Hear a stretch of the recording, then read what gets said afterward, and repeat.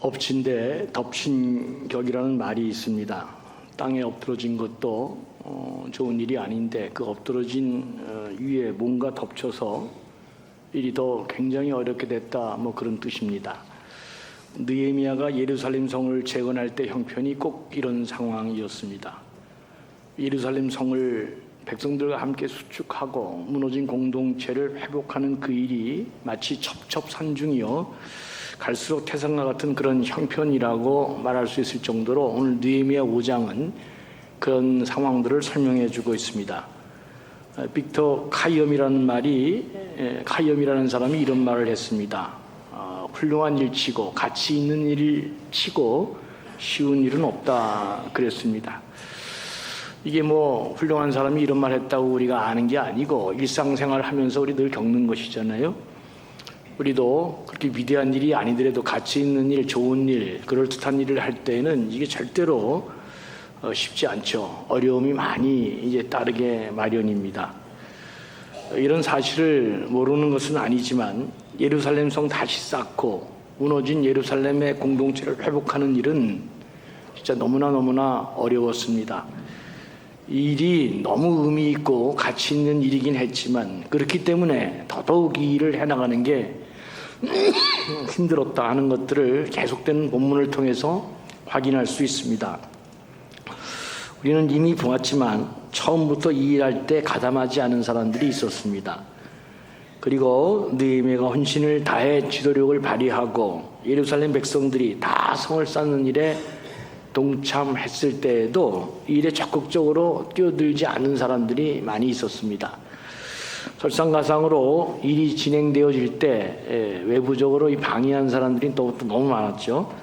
성을 보수하고 공동체를 회복하는 일을 비방하고 그리고 분노하면서 방해한 사람들이 한두 사람이 아닙니다. 특별히 저것도 성벽이냐? 여우가 올라가도 무너지겠다. 이렇게 조롱하고 비방한 사람들이 너무 많았습니다.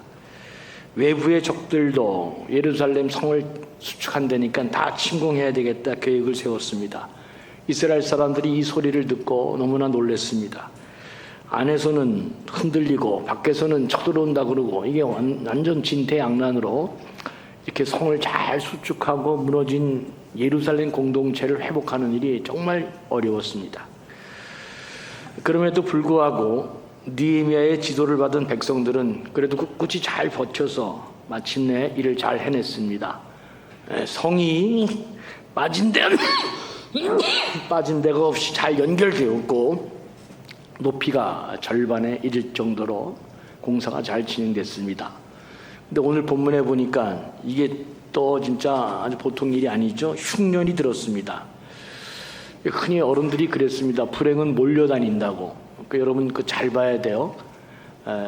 불행은 불행한 사람들을 쫓아다닌다는 말이 있습니다. 그러니까 어떤 일이 불행한 일을 당하면 이게 한 번으로 잘 끝나지 않습니다. 계속적으로 마음줄 놓고 이걸 잘 처리하지 못하면 불행이 계속해서 다가오는 경우를 많이 경험합니다.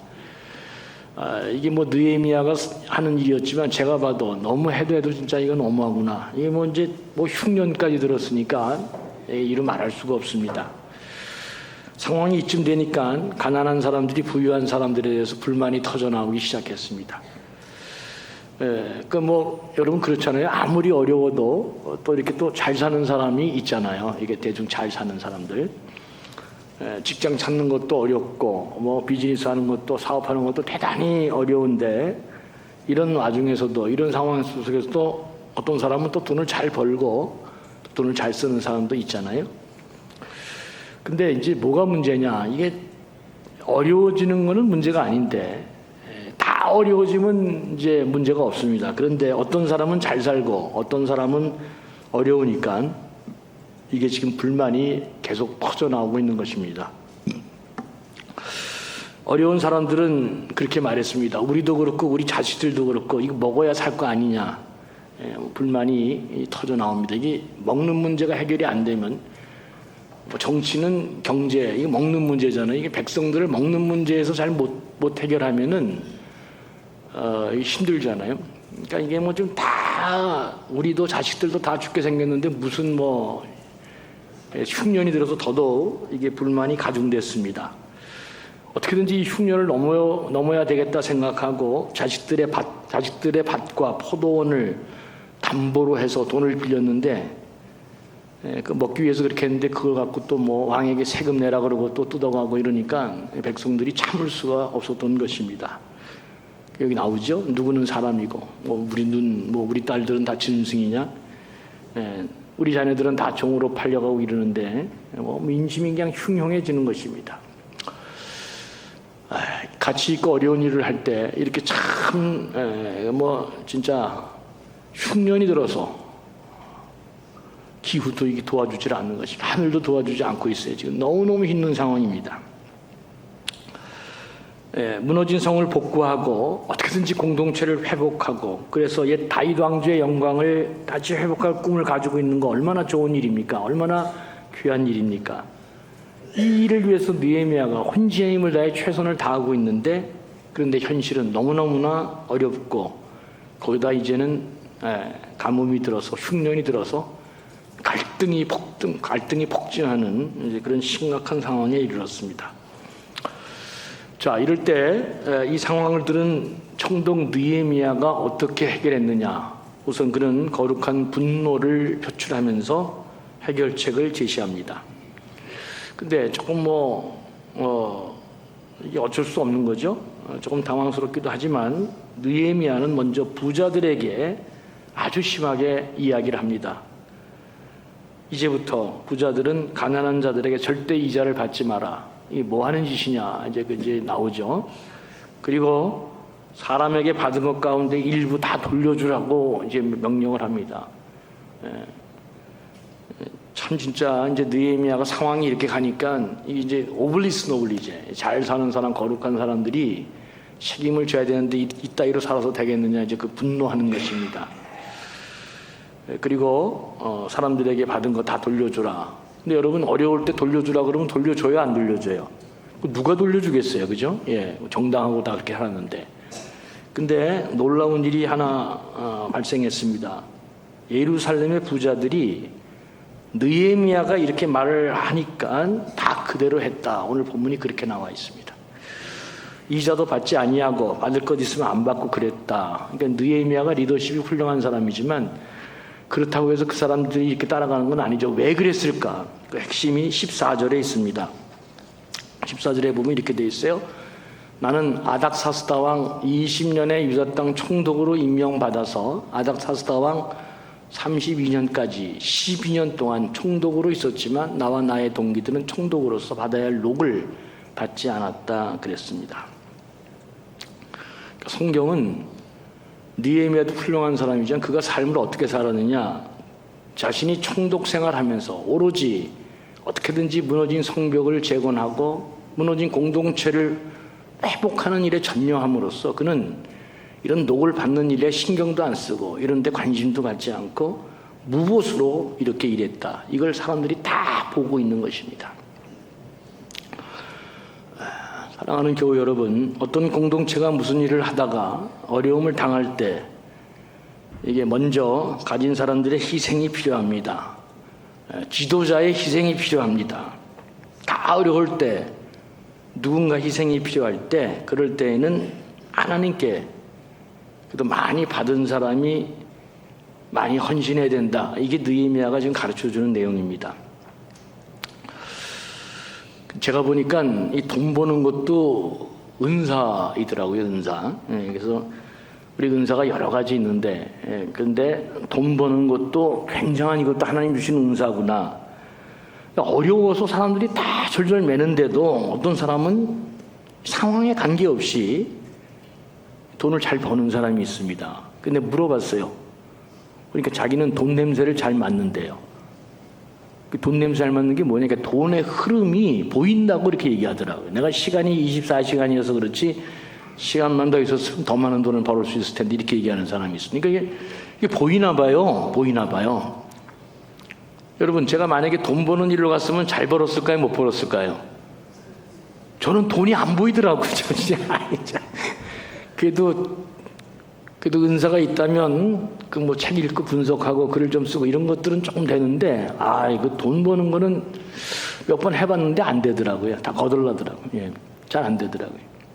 근데 돈을 잘 버는 사람들이 있습니다. 돈의 흐름이 보인다. 그러니까 성경적으로 얘기하면 하나님께서 재물 얻는 능력을 주신 은사가 있는 사람이 있습니다. 우리 공동체 안에도 그거 다 주면 뭐 큰일 나게요. 그러니까 다 은사는 각자가 다 주니까 그런 사람이 몇 사람 있는 거죠. 예. 자기가 돈 버는 은사가 있다고 생각하는 사람 손 한번 들어보세요. 안 들 줄 알았습니다. 이거 내가 달랠까봐 그냥 안 들죠. 예. 근데 여러분, 이 은사라는 게 성경적으로 참 특이하잖아요. 은사라는 게 자기 오나 잘 먹고 잘 살라고 주는 게 아니다.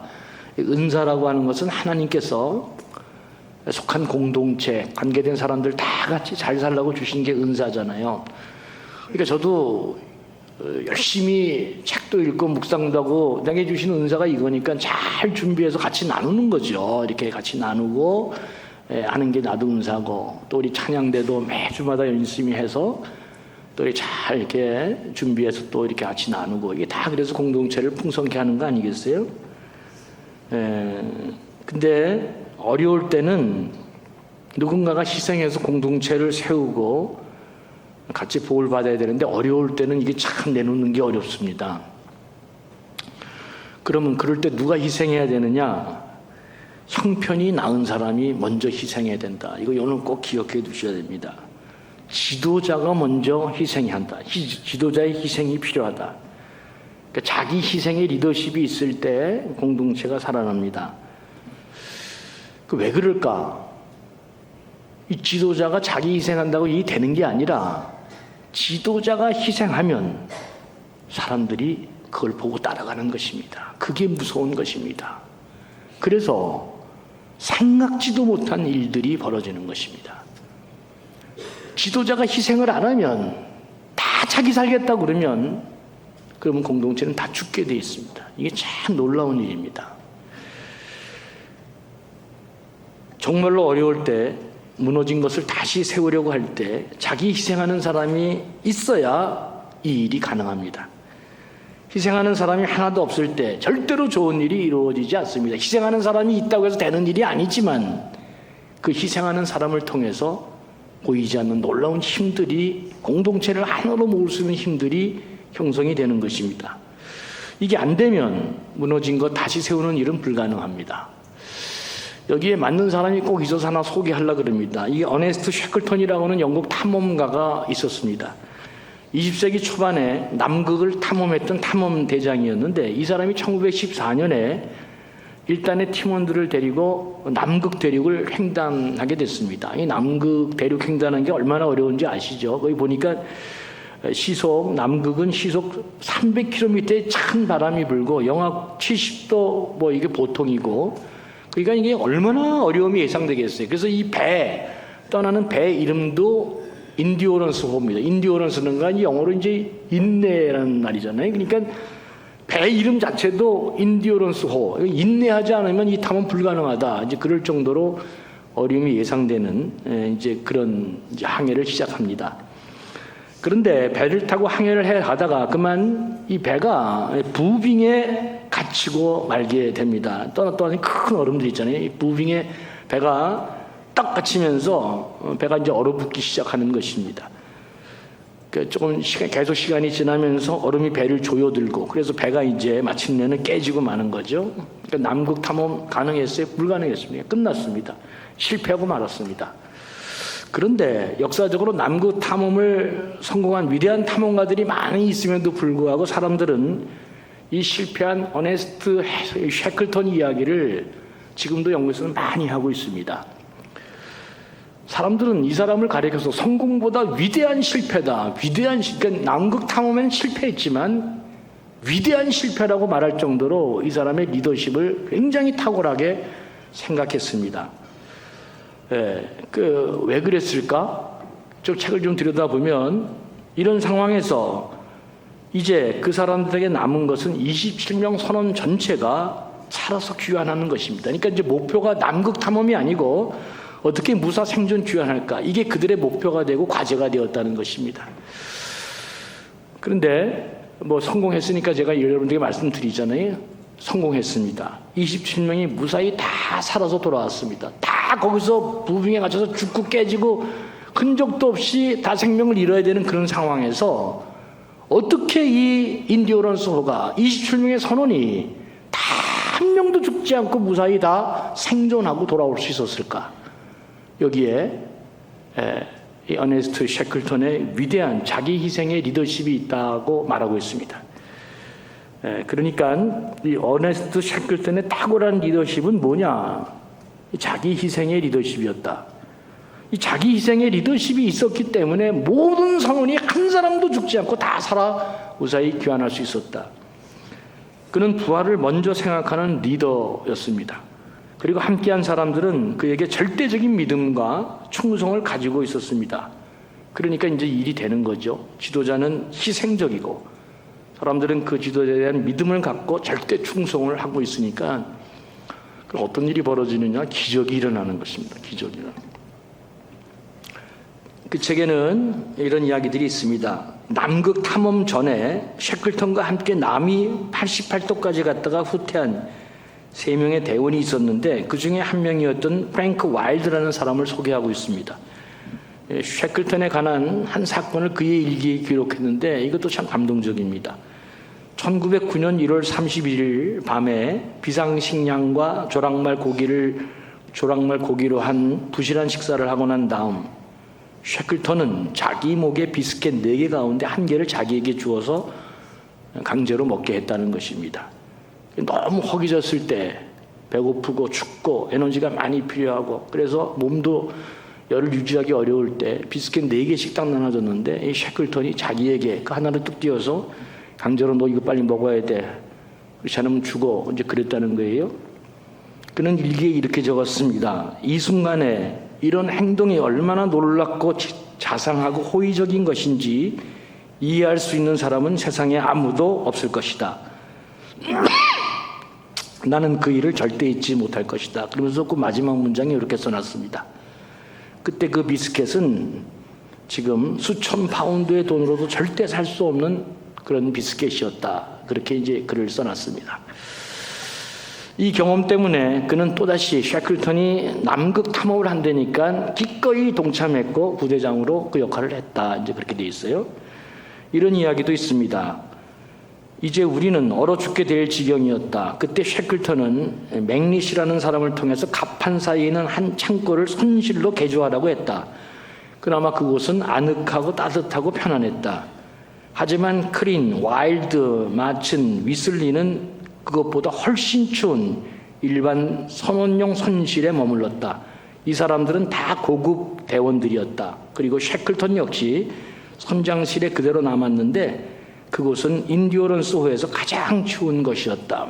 그러니까 계속해서 다 죽어야 되는 인디오런스호 27명이 어떻게 살아남았는지를 도대체 어떤 힘이 그들을 살아남게 만들었는지를 계속 보여주는데 거기에는 전부 다 자기 희생의 리더십이 눈물겹게 배어 있습니다.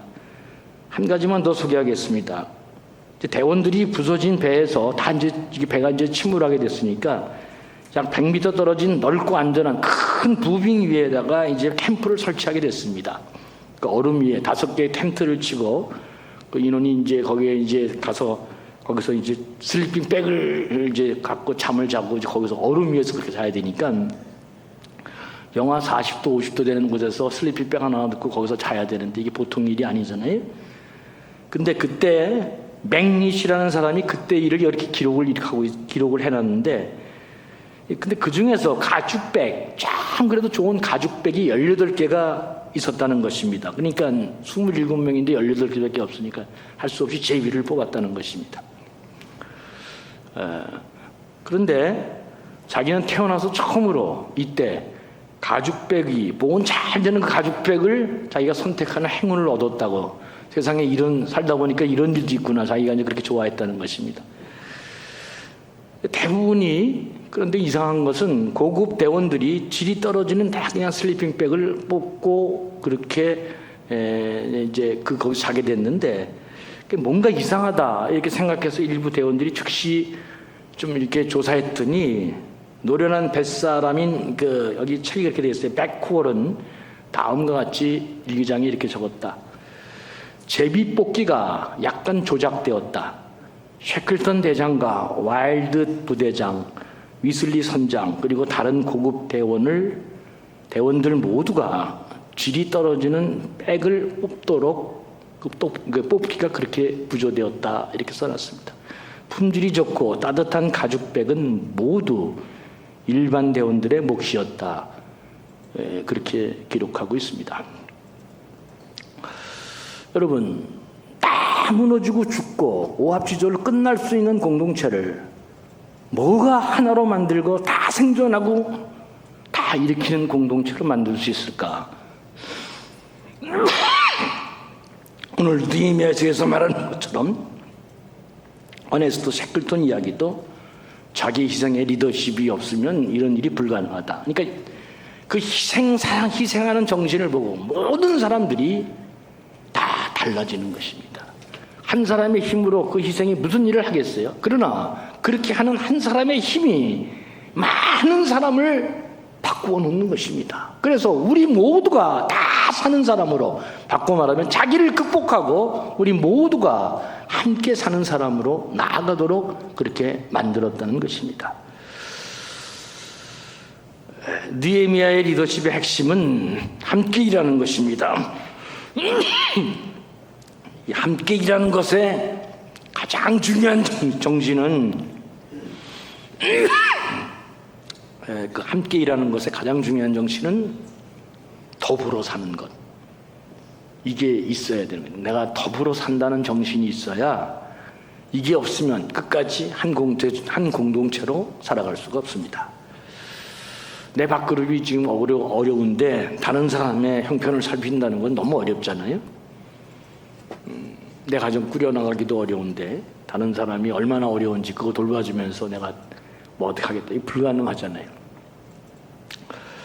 그런데 너도 나도 어려울 때 자기가 조금 더 낫다고 희생한다는 것, 이것도 쉬운 일이 아닙니다, 여러분. 어려울 때는요, 부자든 가난하든 누구든 내놓는다는 게 너무너무나 어려운 일이잖아요. 그런데 그런 일이 있어야 무너진 것이 다시 세워지고 공동체가 다시 활력을 얻게 된다는 것입니다. 우리 민족의 역사를 보면 부자들이, 지도자들이 다 잘했을까, 아니면 백성들이, 민초들이 더 잘했을까, 한번 역사 공부를 해보시면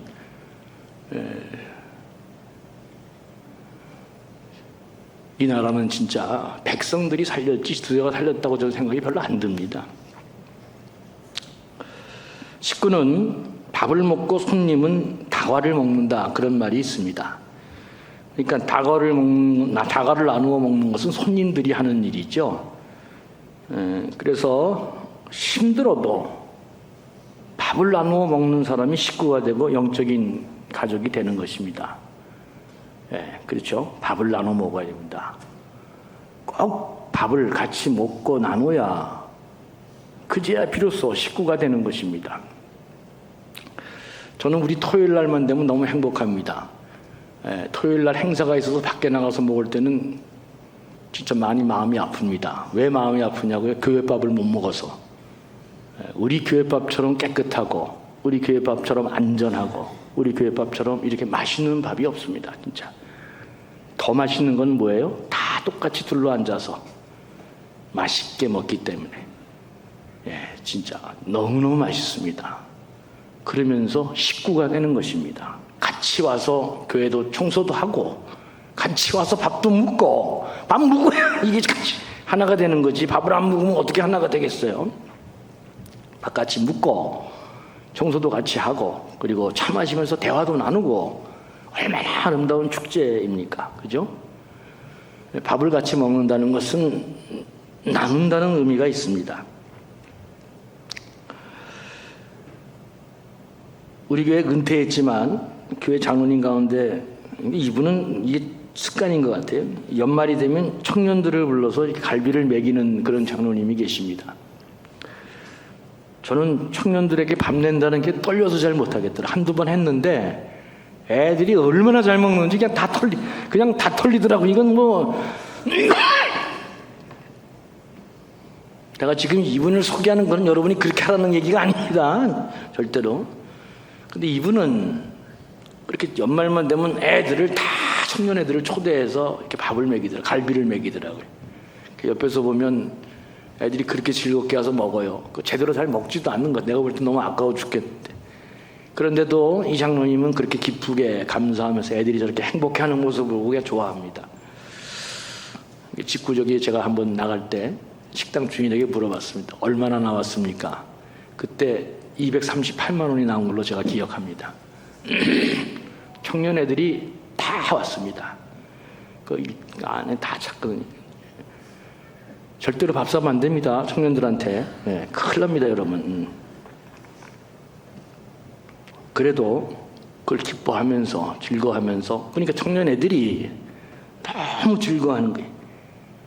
축복의 동산 공동체가 되고 그냥 마음껏 편하게 자기네들끼리 돈은 다른 사람인데 지네들이 그냥 더 잘 먹고 그래. 너무 좋아하는 거잖아요.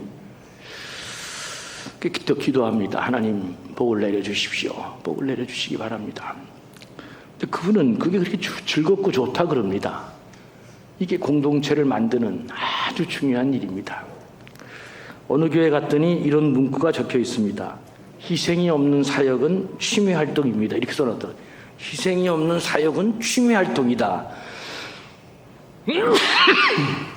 신앙생활을 취미활동으로 할 수는 없잖아요. 잠깐 생각해 봤습니다. 그렇지, 나도 영적으로 다 무너진 인생이었을 때가 있었지.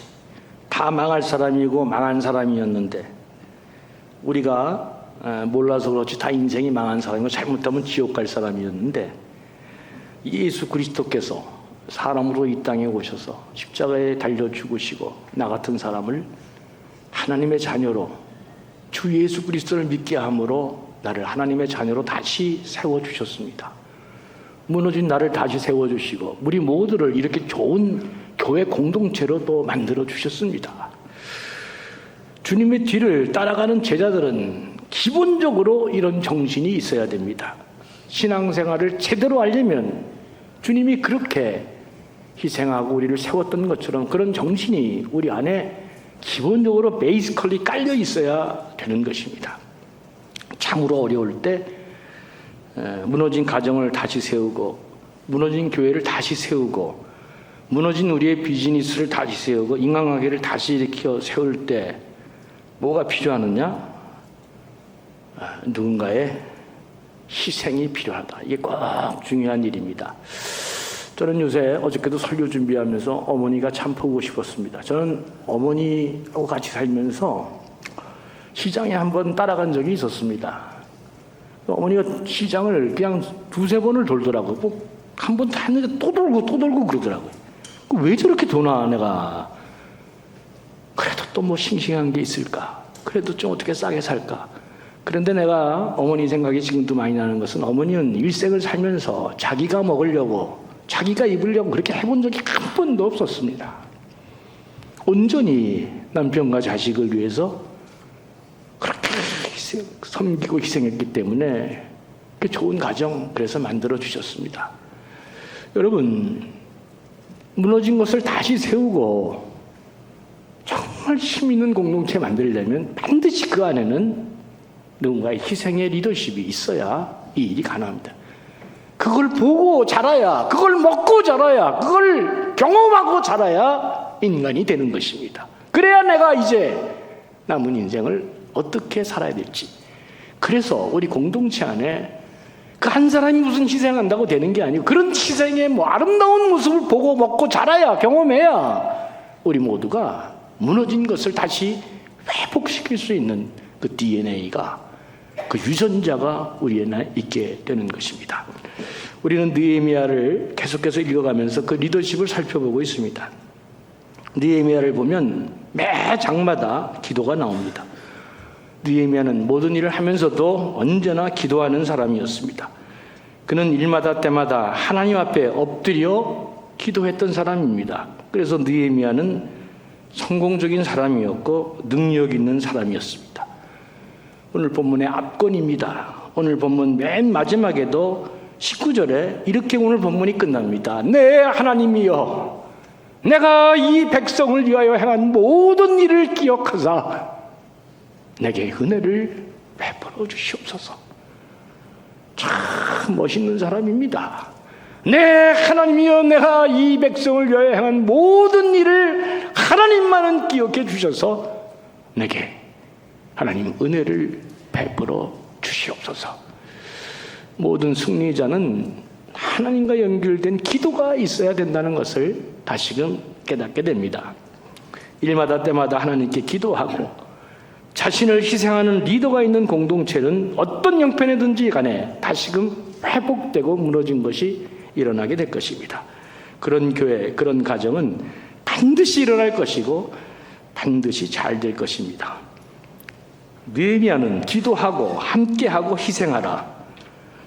희생하고 기도할 때 우리 삶에 반드시 놀라운 일이 일어날 것이다. 오늘도 우리 21세기를 살아가는 우리들에게 무너진 것을 세우려고 하는 사람들에게 다시금 이 말씀을 우리에게 전해주는 것 같습니다. 여러분 모두에게 이런 은혜와 능력이 있기를 주의 이름으로 간절히 축원합니다. 긍휼이 풍성하신 아버지 하나님, 자기 희생의 리더십을 통해 또 하나님 앞에 기도함으로 네, 하나님이여, 내 이 백성을 위하여 행한 모든 일을 하나님만은 기억해 주시고 내게 은혜를 베풀어 주옵소서. 그 기도함에 우리 공동체가, 우리 가정이, 우리 사업장이 다시금 좋은 일이 일어나는 축복이 있게 해 주옵소서. 상상하지 못했던 큰 일을 주님 안에 이루어주는 그 놀라운 기적의 복을 우리 모두가 누리게 하여 주시옵소서. 감사하며 예수님의 이름으로 간절히 축복하며 기도합니다. 아멘.